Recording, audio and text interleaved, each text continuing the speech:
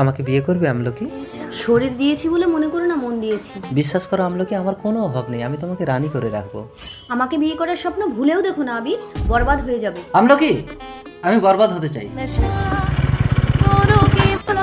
আগে বলো, তোমরা কি শতানকে ভালোবাসো? যারা শতানকে ভালোবাসে তারা এই ভিডিও থেকে এখনই বের হয়ে যাও, আর যারা আমার মতো আল্লাহকে ভালোবাসো তারা এই ভিডিওতে লাইক করে চ্যানেলটি সাবস্ক্রাইব করে দাও। আমি জানি তোমরা আল্লাহকে ভালোবাসো, তাই আমার মতো লাইক সাবস্ক্রাইব করে দিছো। এই নে তোর টাকা। কি ব্যাপার, আমাকে ১,৫০০ টাকা দিবি বলে ডেকে এনে ২০০ টাকা দিচ্ছিস? এটাই তোর দাম। ঘুমরো, তোর এত বড় সাহস! ভদ্রভাবে টাকাটা দে ঘুমরো। দাঁড়াও, তোমার ১,৫০০ টাকা আমি দিচ্ছি আমলকি। আবির, এই নাও।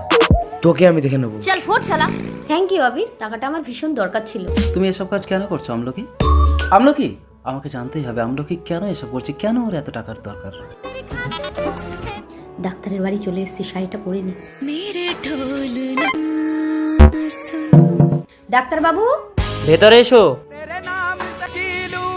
এই নিন ডাক্তার বাবু ১,৫০০ টাকা, আমার স্বামীকে তাড়াতাড়ি রক্ত দিন। আমলকি বিবাহিত?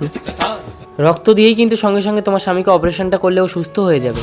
অপারেশনের জন্য ইমিডিয়েট ১.৫ লক্ষ টাকা জোগাড় করো, নইলে আমি অপারেশন করতে পারবো না।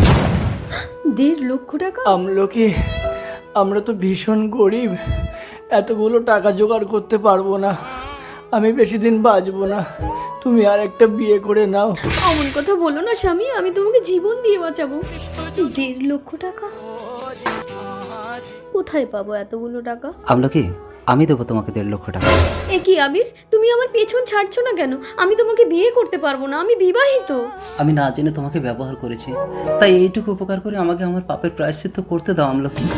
আজ থেকে তুমি কোথাও যাবে না, কোনো খারাপ কাজ করবে না, আমি তোমার স্বামীকে সুস্থ করে ঘরে নিয়ে যাব অপারেশনের পর। ধন্যবাদ ডাক্তারবাবু, আমি একদম সুস্থ হয়ে গেছি। এই মানুষটা সময় মতো সহযোগিতা না করলে আমি তোমাকে সুস্থ করতে পারতাম না।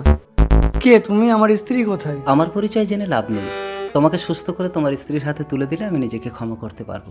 চলো ঘরে চলো, যাও, তোমার স্ত্রী তোমার অপেক্ষায় আছে। আমলকি, দেখো আমি সুস্থ হয়ে ঘরে এসেছি। আমলকি, আমলকি, আমলকি, আমার আমলকি কথা বলছে না কেন? এ কি, এ তো পয়জন খেয়ে আত্মহত্যা করেছে। চিঠি? প্রিয় স্বামী, আমি না তোমাকে বলেছিলাম আমি জীবন দিয়ে বাঁচাবো?